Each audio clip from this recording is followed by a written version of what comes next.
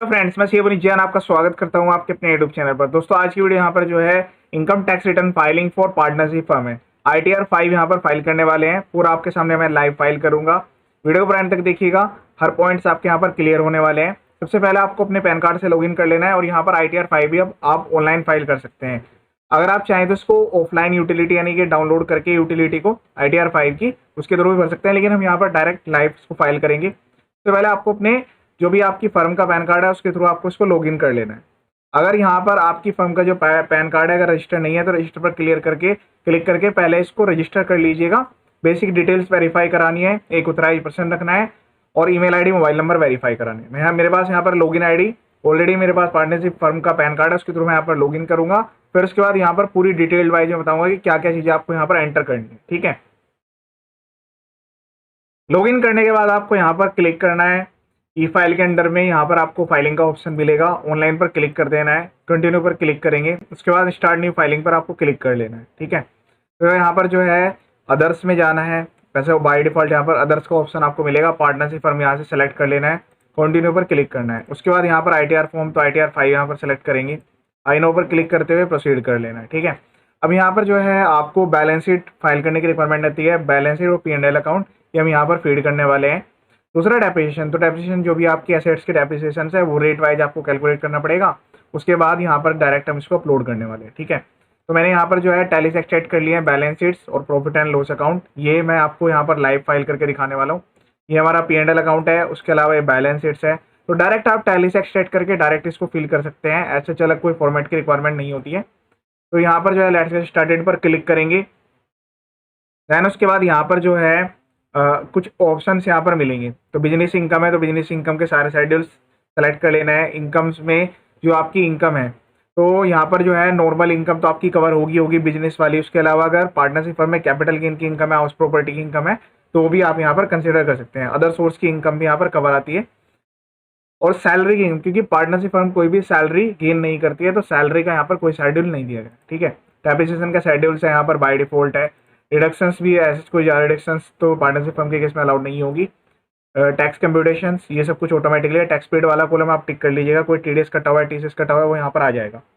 Others में भी कुछ आपको सेलेक्ट करने की रिक्वायरमेंट नहीं, जो डाटा ऑटोमेटिकली फुलफिल्ड है। यहाँ पर कंटिन्यू पर क्लिक करेंगे, उसके बाद मेरे सामने यहाँ पर जो है कुछ शेड्यूल्स आएंगे। तो शेड्यूल्स यहाँ पर मुझे फिल करने हैं। ठीक है, तो यहाँ पर जो है P&L अकाउंट, उसके साथ साथ बैलेंस शीट, तो ये दोनों चीज़ें हम यहाँ पर फीड करेंगे। इसके अलावा इस पार्टनरशिप फर्म में जो है कोई अदर टाइप की इनकम नहीं है तो कोई अदर इनकम यहाँ पर हम कंसीडर नहीं करने वाले हैं। पहले आता है जनरल इन्फॉर्मेशन, तो आपकी फर्म की जो बेसिक डिटेल्स है, एड्रेस हो गया, ईमेल आईडी, मोबाइल नंबर जो भी आपने लॉगिन के टाइम पर एंटर किए थे, बस उनको आपको एक बार वेरीफाई कर लेना है। ठीक है, उसमें कुछ बेसिक डिटेल्स है वो भी सेलेक्ट करनी पड़ेगी, वो मैं यहाँ पर बताऊंगा। फिर उसके बाद आपको सारे पार्टनर्स की डिटेल्स की रिक्वायरमेंट होगी, जैसे पैन नंबर, उनके नेम, एड्रेस, वो यहाँ पर एंटर होंगे। बैलेंस शीट एंटर करेंगे, ट्रेडिंग प्रॉफिट एंड लॉस हम यहाँ पर एंटर करेंगे। उसके अलावा जो है डेप्रिसिएशन यहाँ पर एंटर करने वाले हैं। कैपिटल गेन इस केस में नहीं है, बाकी कैपिटल गेन जैसे एंटर होते हैं अदर SSC के लिए सेम यहाँ पर भी एंटर होगा।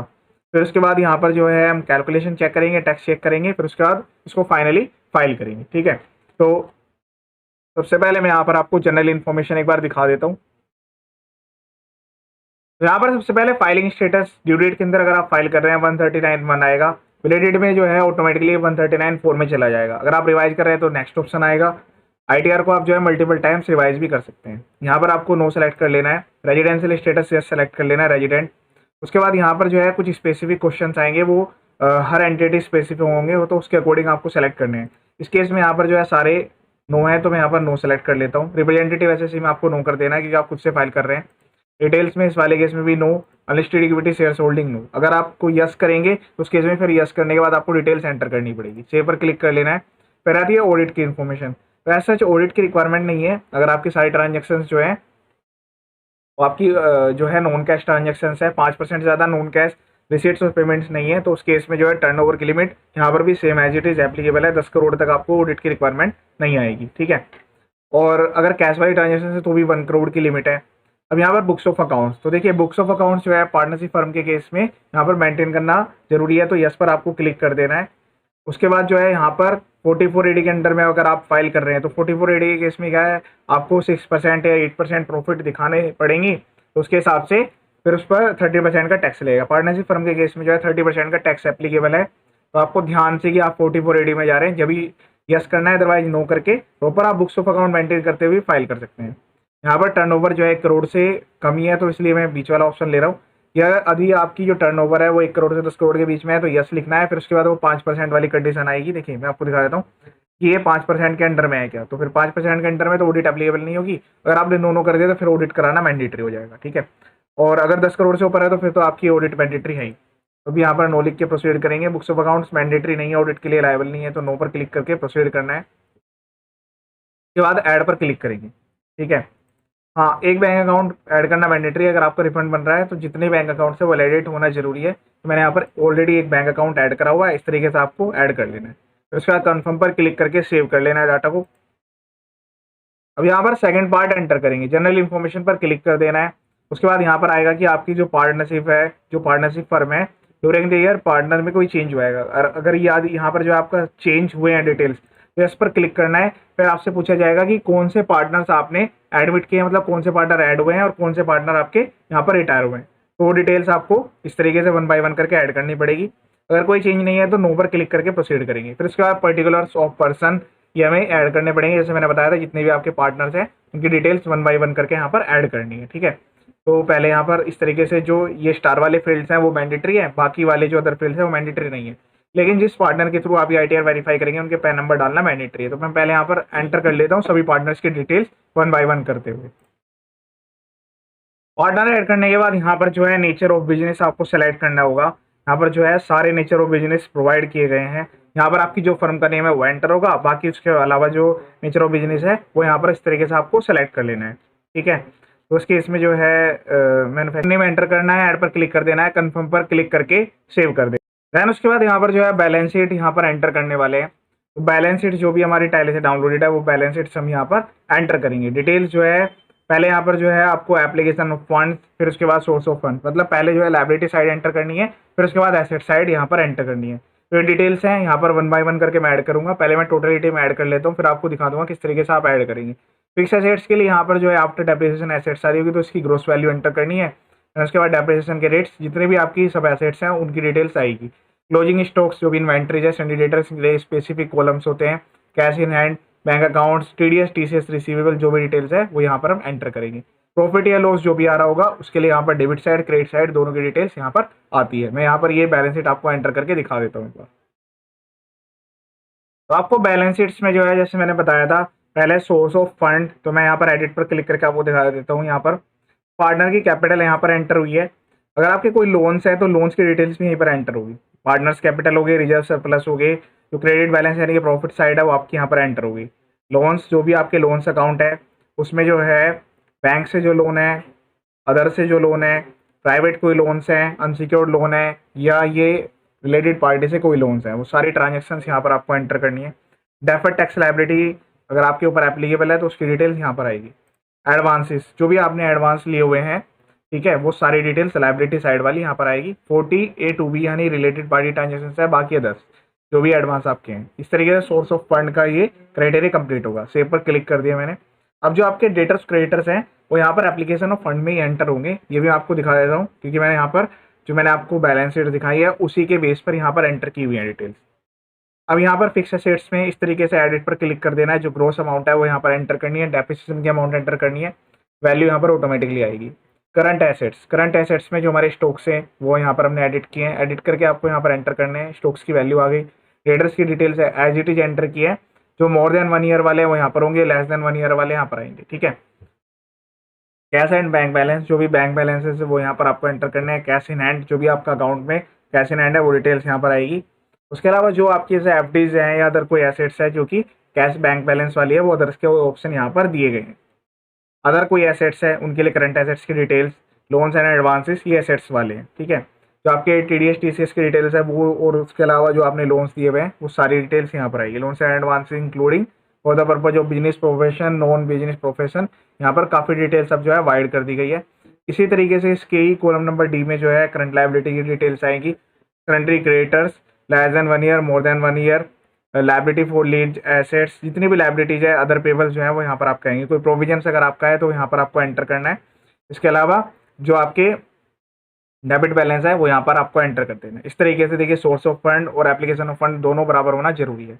तो सेव पर क्लिक कर देना है, कन्फर्म पर क्लिक कर देना है। देन उसके बाद यहाँ पर जो है trading and PNL account enter करने वाले हैं। ट्रेडिंग अकाउंट्स में जो है यहाँ पर हम एंटर करेंगे डिटेल्स, जो हमारी सेल्स की डिटेल्स है वो यहाँ पर हमें एंटर करनी है। तो ओपनिंग स्टॉक इस केस में कुछ नहीं है, यहाँ पर जो है क्लोजिंग स्टॉक है, क्योंकि अब यहाँ पर जो है फर्स्ट टाइम इसकी आईटीआर हम फाइल कर रहे हैं। देन उसके बाद यहाँ पर जो है परचेज सेल की डिटेल्स आएगी, direct expense, indirect expense, simple सी आईटीआर है, डायरेक्ट यहीं पर फाइल करने वाले हैं। तो सबसे पहले रेवेन्यू फ्रॉम ऑपरेशंस यहाँ पर क्लिक कर देना है। यहाँ पर जो है सेल्स के टाइप्स आपसे पूछे जाएंगे कि आपकी जो है ये गुड्स की सेल है या फिर आपकी जो है वो सर्विसेज की सेल है, तो आपको यहाँ पर उसके अकॉर्डिंग सेलेक्ट करना है। इसके अलावा यहाँ पर जो है closing stock, opening stock enter करने हैं। कुछ बेसिक डिटेल्स भी यहाँ पर एंटर करने के लिए आएंगी, जैसे कि डायरेक्ट एक्सपेंस, आपको जो भी डायरेक्ट एक्सपेंस है वो यहाँ पर डिटेल्स आपको एंटर करनी है। तो यहाँ पर जो है sales of goods, sales of service, जैसे मैंने आपको बताया था, आपको कोई अदर आपकी इनकम है तो वो यहाँ पर आप एंटर कर सकते हैं। उसके अलावा जो है प्रोफेशनल सर्विस के केस में अगर आपकी फर्म जो है प्रोफेशन का वर्क करती है तो प्रोफेशन की डिटेल यहाँ पर एंटर होगी, ठीक है। ड्यूटीज एंड टैक्सेस के लिए अलग से कॉलम दिया गया है यहाँ पर लेकिन यहाँ पर जो है आप नेट ऑफ टैक्स करके लेते हैं तो वो भी डिटेल्स में कोई दिक्कत वाली बात नहीं है। मतलब आपको यहाँ पर जो डिटेल्स डालनी है वो विदाउट जीएसटी एंटर करनी है, तो फिर जीएसटी का इफेक्ट यहाँ पर पीएनएल अकाउंट के थ्रू नहीं आएगा, ठीक है। तो मैं यहाँ पर जो है सेल्स की वैल्यू एंटर करूँगा, फिर उसके बाद ऐड पर क्लिक करके प्रोसीड करूँगा। ऐड पर क्लिक करने के बाद यहाँ पर जो है ओपनिंग स्टॉक की वैल्यू एंटर यहाँ होगी, परचेज की डिटेल्स यहाँ पर एंटर होगी। डायरेक्ट एक्सपेंस, जैसे कि मैंने आपको बताया था, जो भी आपके कैरेज, पावर, फ्यूल वाले एक्सपेंस है वो यहाँ पर आपको एंटर करने होंगे, ठीक है। Course of goods produce transfer from manufacturing account, ये ऑटोमेटिकली आएगी जहाँ पर आपकी मैन्युफैक्चरिंग एंटिटी होगी, तो वो डिटेल्स यहाँ पर आएगी, ठीक है। ये वाली डिटेल्स आपको एंटर करने की रिक्वायरमेंट नहीं है, फर्म के नाम पर जब एंटिटी ट्रेडिंग होती है तभी डिटेल्स एंटर करनी होती है, ठीक है। तो हम यहाँ पर closing stock, opening stock, purchase की वैल्यू एंटर करेंगे। जो डायरेक्ट एक्सपेंस है वो इस केस में जो है ज़्यादा डायरेक्ट एक्सपेंस नहीं है, थोड़ा यहाँ पर जो है वेजेस है उस पर ईएसआईसी और फ्रेट के चार्ज है वो यहाँ पर हम एंटर करेंगे। तो यहाँ पर आप देख रहे होंगे जो जीपी है वो यहाँ पर आ चुका है ऑटोमेटिकली, क्योंकि हमने सारी डिटेल्स जो है प्रॉपरली एंटर कर दी है। उसके बाद कन्फर्म पर क्लिक कर देना है। अब उसके बाद यहाँ पर जो है हमारे जो अदर इनकम्स वाले शेड्यूल्स हैं वो यहाँ पर एंटर होंगे। अदर इनकम में जैसे आपकी कोई रेंटल की इनकम आ रही होगी या फिर इंटरेस्ट इनकम आ रही होगी, लेकिन वो डिटेल्स जो है आपको प्रॉपरली शेड्यूल्स में एंटर करके फिर उसको लेस भी करना होगा, शेड्यूल्स बीबी में से उसको एडजस्टमेंट करना होगा, क्योंकि उनके लिए स्पेशल शेड्यूल यहाँ पर दिए गए हैं। इस केस में ऐसा कुछ नहीं है, तो यहाँ पर डायरेक्ट पीएनएल अकाउंट में आप एक्सपेंस एंटर करेंगे, जो कि मेरे पीएनएल अकाउंट में जो एक्सपेंसेस हैं वो यहाँ पर हम 1 बाई 1 करके एंटर करने वाले हैं, ठीक है। तो ये सारी डिटेल्स 1 बाई 1 करके एंटर करेंगे। कुछ के लिए स्पेसिफाइड कॉलम्स हैं, कुछ के लिए जो है कॉलम्स नहीं प्रोवाइड किए गए हैं, तो यहाँ पर 1 बाई 1 करके करना। जैसे टेलीफोन के लिए भी स्पेसिफिक कॉलम है, डेप्रिसिएशन के लिए, कन्वेंस के लिए है, पार्टनर सैलरी के लिए भी है, पोस्टेज एंड कुरियर के लिए कोई नहीं है, प्रिंटिंग के लिए कोई नहीं है, रेंट के लिए स्पेसिफिक वहाँ पर दिया गया है, रिपेयर मेंटेनेंस के लिए भी दिया गया है, स्टाफ वेलफेयर के लिए भी दिया गया है। यहाँ पर काफ़ी वाइडली डिटेल्स डालने के लिए दी गई है। डेबिट्स पर क्लिक कर देना है, ऐड पर क्लिक करना है, जहाँ पर हमें पीएनएल अकाउंट के सारे डिटेल्स एंटर करने हैं। Freight for outward, consumptions of store, power and fuels, rents, repair to building, machinery, salary के पूरे अलग अलग फर्दर शेड्यूल्स। इस वाले केस में आपको नो करना है, अगर कंपनी से एप्लीकेबल है पेड टू नॉन रेजिडेंट्स तब उस केस में यस करना है, फिर डिटेल्स भी रिक्वायरमेंट होगी, ठीक है। इंश्योरेंस के अलग से दिए गए हैं, इंश्योरेंस के अलग अलग टाइप्स यहाँ पर दिए गए हैं। स्टाफ वेलफेयर का खर्चा आ गया, एंटरटेनमेंट, हॉस्पिटैलिटी, सेल्स प्रमोशन यानी बिजनेस प्रमोशन के एडवर्टीजमेंट, और नेक्स्ट करने पे फर्दर और भी डालने की रिक्वायरमेंट आएगी अभी, ठीक है। तो मैं पहले जो यहाँ पर अवेलेबल है जैसे रेंट हो गया, सैलरी, उसके बाद यहाँ पर जो है रॉयल्टी का एक्सपेंस आप क्लेम कर सकते हैं, प्रोफेशनल फीस जो है आपकी पे हुई है वो यहाँ पर आप क्लेम कर सकते हैं, hotel boarding expense, travelling, foreign travelling, conveyance, telephone, सारे डिटेल्स यहाँ पर अवेलेबल है। फिर भी अगर कोई यहाँ पर एक्सपेंस नहीं मिलता है तो यहाँ पर अदर का ऑप्शन है, देखिए यहाँ पर जो है अदर्स में आप एंटर कर सकते हैं 1 बाई 1 करके। नेचर ऑफ एक्सपेंस में टोटल 1 बाई 1 करके आपको ऐड करते जाना है, जो भी नेचर है, जैसे मैंने प्रिंटिंग का बताया, पोस्टेज का बताया, अकाउंटिंग चार्ज हो गए, काफ़ी सारे ऐसे डिटेल्स है जो यहाँ पर नहीं है, वो आप इस तरीके से यहाँ पर एंटर कर सकते हैं। बैड डेप्स का भी है, प्रोविजंस की एंट्री है, डायरेक्ट डेप्रिसिएशन का यहाँ पर दिया हुआ है, ऑडिट फीस दी हुई है, सब डिटेल्स 1 बाई 1 करके यहाँ पर एंटर करनी है एक एक करते हुए, ठीक है। तो आप यहाँ पर देख रहे होंगे इस तरीके से जो डिटेल्स है आपकी वो यहाँ पर जो है मैच हो जाएगी, जो भी आपका पीएनएल अकाउंट है। इस केस में यहाँ पर लॉस आ रहा है, कन्फर्म पर क्लिक कर देना है। सारे डिटेल्स एंटर करने के बाद अब यहाँ पर जो है डेप्रिसिएशन का शेड्यूल्स रह गया है, बस वो मैं आपको एक बार बता देता हूँ किस तरीके से उसको यहाँ पर ऐड करना है। फिर उसके बाद आपकी जो ये आईटीआर है कंप्लीट हो जाएगी। बाकी अदर शेड्यूल्स जैसे कि हाउस प्रॉपर्टी या फिर कैपिटल गेन वो same as it is applicable होता है, ऐसे इंडिविजुअल केस में एप्लीकेबल है। तो ये डेप्रिसिएशन का शेड्यूल है, इस पर आपको डेप्रिसिएशन जो है ऑटोमेटिकली कैलकुलेट हो जाएगा, बस आपको वैल्यूज डालनी है, ठीक है। ये अदर एसेट्स का है, प्लांट एंड मशीनरी का, यहाँ पर हम क्लिक करेंगे। तो इस केस में जो मेरी एसेट है वो सिंगल एसेट्स ही है, बाकी 15%, 30%, 40%, 45% ये अलग अलग रेट्स हैं इनकम टैक्स में। इसके भी सामने वैल्यू आपकी है, उसमें आप डाल देंगे। ओपनिंग WDV है तो यहाँ पर एंटर होनी है। अगर आपने 180 डेज से ज़्यादा से पहले परचेज किया है तो यहाँ पर वैल्यू यहाँ पर एंटर होगी, ठीक है। कोई कंसिडरेशन सेल हुई है, कंसिडरेशन का भी यहाँ पर इफेक्ट ऑटोमेटिकली आएगा, बस आपको वैल्यूज पुट करनी है। इसमें भी ये होता है कि 3 और 5 किस में से आपने करंट पुराने वाले में से सेल किया या नए वाले में से सेल किया, क्योंकि इसमें ब्लॉक ऑफ एसेट्स का रूल चलते हैं। 180 डेज के बाद ऐड किया तो यहाँ पर एंटर होगी वैल्यू, यहाँ पर ऑटोमेटिकली टैक्स कैलकुलेट हो गए, जो भी आपका डेप्रिसिएशन है वो कैलकुलेट होगा, नेट WDV यहाँ पर आपकी आ जाएगी। देखिए इस केस में यहाँ पर जो है एडिशन 180 डेज के बाद था, तो यहाँ पर इस तरीके से वैल्यू लिखी, ये डेप्रिसिएशन ऑटोमेटिकली आया जो कि हमारा मैच है, और यहाँ पर WDV मैच हो गई है। ऐड पर क्लिक कर देना है, आगे प्रोसीड कर देना है। बस आपकी जो ITR है वो अब रेडी हो गई है। एक बार इसका P&L अकाउंट स्टेटमेंट वेरीफाई करेंगे, देन उसके बाद यहाँ पर जो टैक्स का कॉलम है वो एक बार चेक करेंगे, यहाँ पर जो है कोई टैक्स तो नहीं बन रहा है। हाँ, TDS वाला कॉलम एक बार चेक करेंगे, अगर कोई TDS है तो उसका यहाँ पर रिफंड आपको मिल जाएगा, अगर आपकी इनकम जो है वो टैक्सेबल से कम आ रही है। मतलब आपका अगर नेट प्रॉफिट नहीं है, लॉस आ रहा है, क्योंकि इस केस में लॉस की ITR है, और यहाँ पर जो है लॉस की ITR की वजह से जो भी आपका टैक्स है वो आपको रिफंड मिलेगा, ठीक है। और अगर आपका टैक्स बन रहा होगा जैसे 30% से फ्लैट टैक्स है, तो उसमें से ये TCS या TDS एडजस्ट हो जाएंगे। तो टैक्स पेड वाले पे क्लिक करके एक बार वेरीफाई कर लीजिएगा, जो भी डिटेल्स आ रही होगी वो यहाँ पर आपको मिल जाएगी। देखिए इस केस में यहाँ पर TCS आ रहा है, तो ये इस केस में यहाँ पर रिफंड बनेगा। कन्फर्म पर क्लिक कर देना है और डाटा को सेव कर देना है, ठीक है।